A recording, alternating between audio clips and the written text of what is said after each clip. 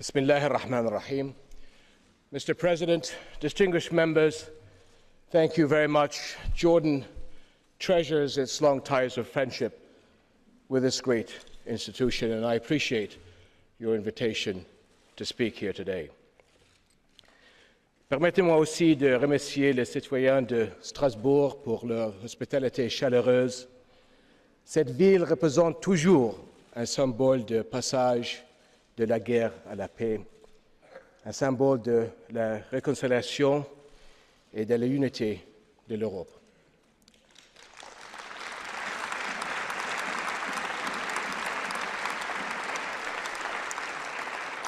My friends, people thrive where there is mutual respect.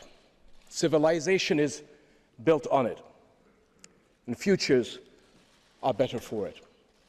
But coexistence must be made and made again in every generation.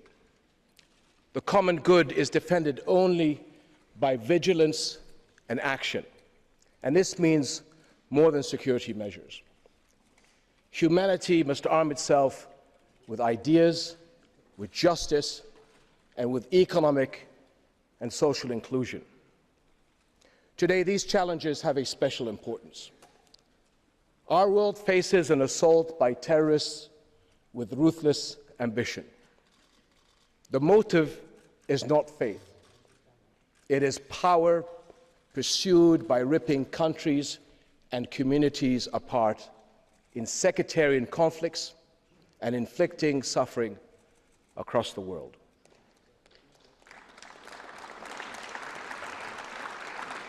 The savage murder by Daesh of Jordan's hero pilot outraged all Jordanians and horrified the world. And Jordan's response has been swift, serious, and determined. And our fight will continue.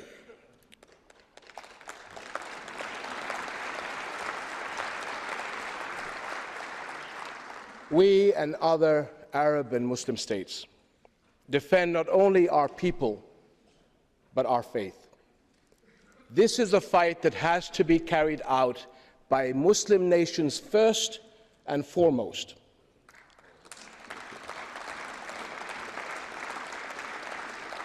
This is a fight within Islam. And at the same time, the danger of extremism must be seen for what it is, global. The threat is not only in Syria and in Iraq. It has struck Libya, Yemen, Sinai, Mali, Nigeria, the Horn of Africa, Asia, the Americas, and Australia. Europe has suffered despicable attacks and shown unbeatable courage. Your friends are with you.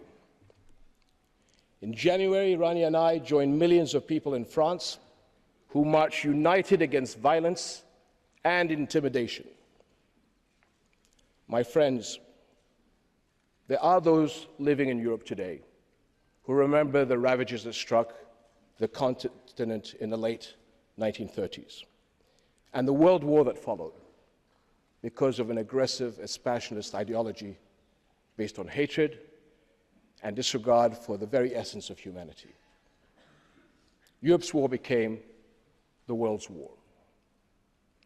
Today, we are fighting a similar war, a war against an expansionist ideology that feeds on hate, that is committing murder in the name of God and religion, to justify evil actions that no religion tolerates, a war against terrorists who disrespect Islam's values and humanity's values.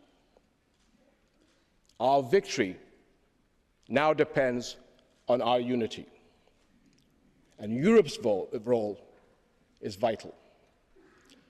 Only by cooperation can our regions shut down the sources of terrorist support and defeat their purposes. And it is also essential that our regions renew the source of our great strength, the mutual respect that binds and sustains us. Young people especially must be inspired by values that reject violence, create peace, and build inclusive societies.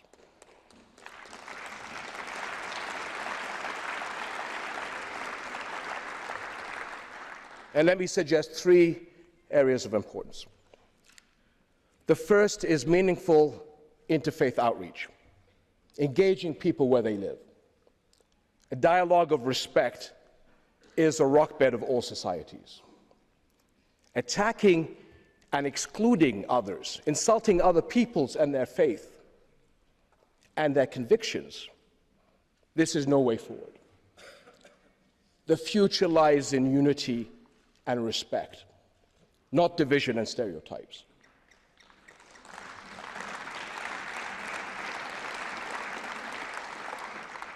Europe is an important partner in this effort, especially in helping to stop the global rise of Islamophobia.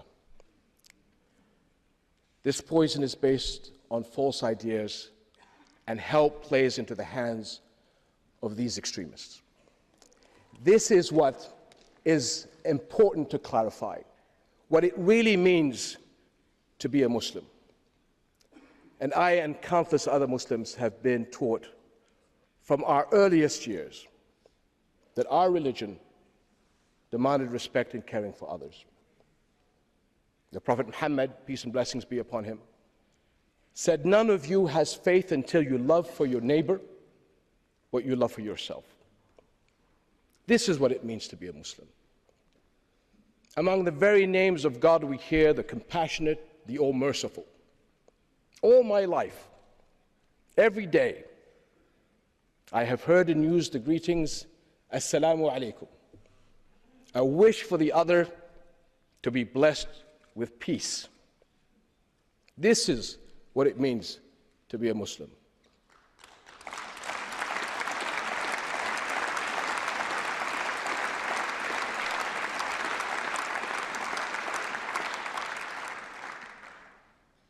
More than 1,000 years ago, before the Geneva Conventions,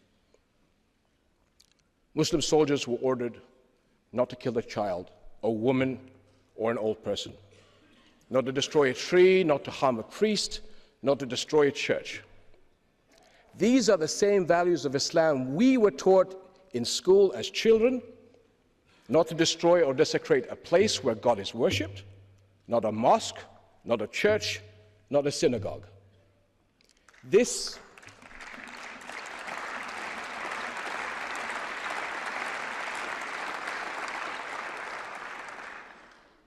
is what it means to be a Muslim. These are the values I teach my children, and they will hand it on to theirs. My friends, I am outraged and grieved by the recent attacks in some countries against Christian and minority communities. This is an offense against humanity as well as Islam. Arab Christians are an integral part of our region's past, present, and future.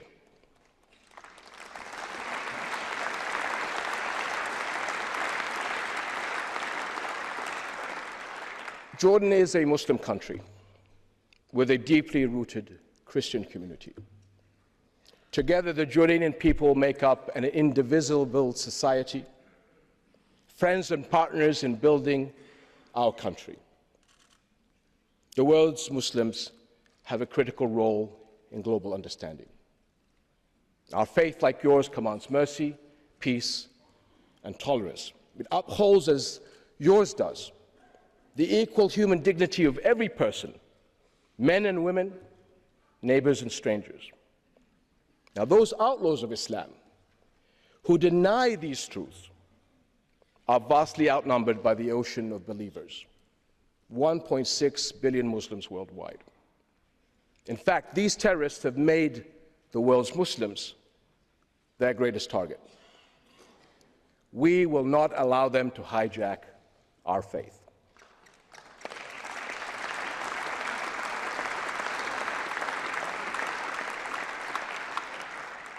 My friends, the second area key to global harmony is an international system that gives all people the respect they want and deserve.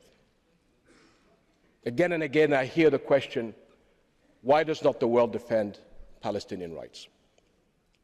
Time after time, the peace process has stalled. And let me say what the situation looks like in reality. More Israeli settlement building, less respect for the occupied Palestinians.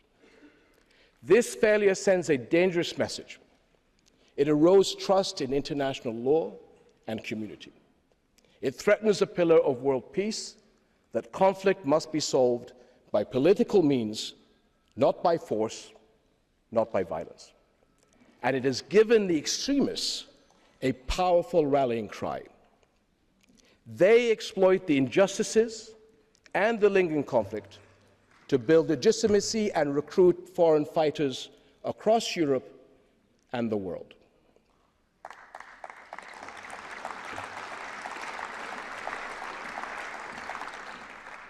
It is time to think about the future and how this ongoing conflict will breed further hate, violence, and terror across the world. How can we fight the ideological battle if we do not chart the way forward towards Palestinian-Israeli peace? Our countries united must provide the momentum and chart the way forward towards a final comprehensive settlement.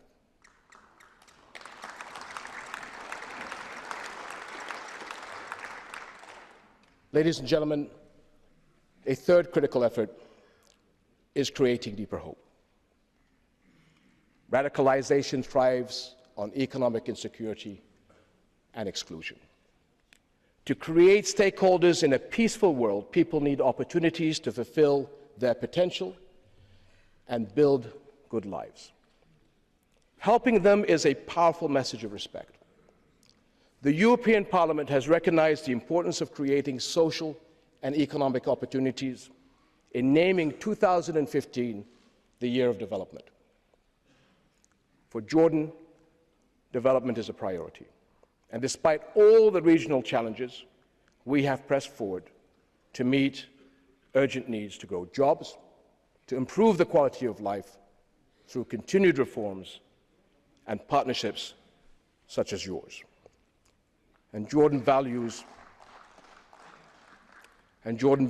our strong partnership with the European Union and its member states.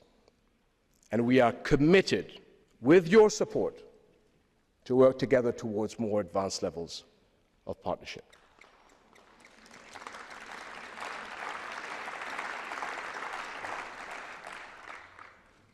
Jordan also takes seriously our moral obligations to others.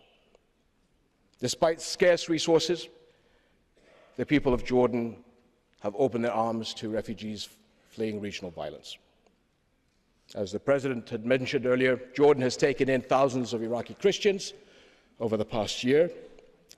This in addition to giving shelter to 1.4 million Syrian refugees, which is 20% of the population over the past few years.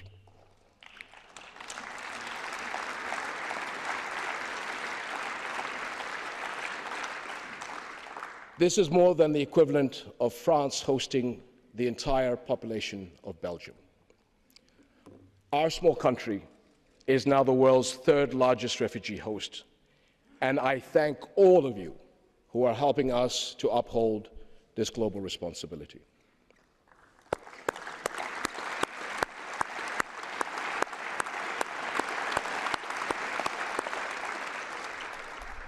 My friends, your support sends a message, not only to my people, but to all those who seek to move forward in peace and moderation.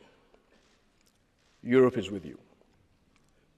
Our regions, our people, can find no better partners and neighbors than each other. History, geography, and future bind us. Let no one separate us, because together we can create pillars of mutual respect that will support the common good for generations to come. Thank you very much.